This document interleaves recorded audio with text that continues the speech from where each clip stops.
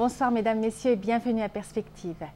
Bâtir une culture de la vie et de la famille au Canada, c'est le nom du plan pastoral national décidé en octobre dernier par les évêques lors de leur assemblée plénière.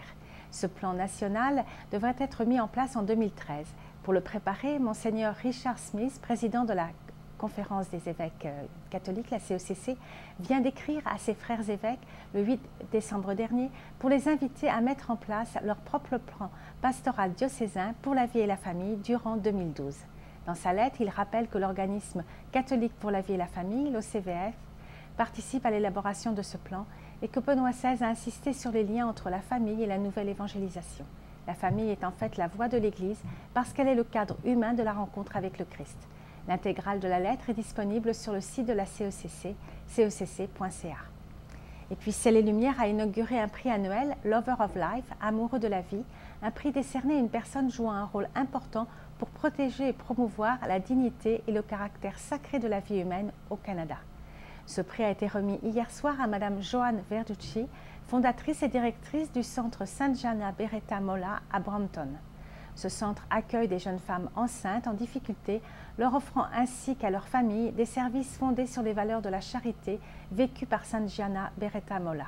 Ce prix fait référence au cardinal Carlo Martini, ancien archevêque de Milan, qui a décrit Gianna Mola comme une femme docteur et amoureuse de la vie. Sainte Gianna Mola a été canonisée par le bienheureux Jean-Paul II le 16 mai 2004. Madame Joanne Verducci, son époux et toute leur famille manifestent les valeurs de l'Évangile de la vie. Félicitations à Joanne Verducci. Et puis la prochaine visite de Benoît XVI avant Pâques prochain au Mexique et à Cuba sera un moment d'espoir pour toute l'Amérique latine. C'est l'avis du cardinal hondurien Oscar Rodriguez Maradiaga, président de Caritas Internationalis. Il a rappelé la foi profonde du peuple mexicain, enchanté de recevoir le pape. Les voyages des papes en Amérique latine sont souvent des événements qui attirent beaucoup de personnes. Lors de la visite de Jean-Paul II au Mexique en 2002, 10 millions de personnes étaient dans la rue. Quant à la visite de Benoît XVI à Cuba, le cardinal Maradiaga souhaite un geste de générosité de la part des autorités, comme la libération de prisonniers politiques. Et puis les prochaines Journées mondiales de la jeunesse de Rio de Janeiro se dérouleront en hiver. Un hiver brésilien aux températures clémentes entre 18 et 24 degrés. Les dates sont maintenant connues, c'est du 23 au 28 juillet 2013. Nous vous tiendrons bien sûr au courant de la préparation des JMJ et vous pouvez voir le site wyddcentral.org qui sera mis à jour régulièrement.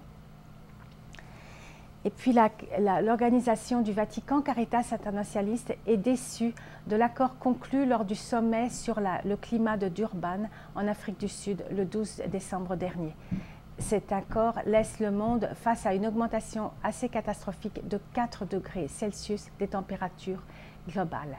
Cependant, Caritas Internationalis est satisfaite de la création d'un fonds vert pour le climat qui propose un impôt sur les transports maritimes et aériens ainsi que sur les transactions financières. Et Caritas Internationalis espère que la rencontre en juin 2012 à Rio mènera à un changement radical.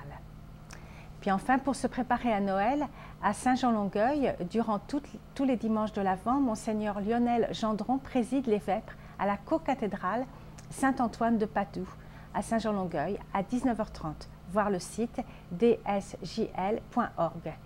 Le Noël en lumière à Notre-Dame-du-Cap de la Madeleine a débuté. Ce sanctuaire propose pendant presque un mois beaucoup d'activités pour toutes et toutes pour vivre ce temps d'Avent et de Noël. Des concerts, des chorales de Noël, l'exposition de crèches du monde et des créations originales du Québec notamment. Et c'est une belle façon de vivre ce temps des fêtes pour petits et grands, en famille et de participer aux différentes célébrations. Pour tout renseignement, voir le site sanctuaire-ndc.ca. Voilà, c'est tout pour aujourd'hui. À la prochaine.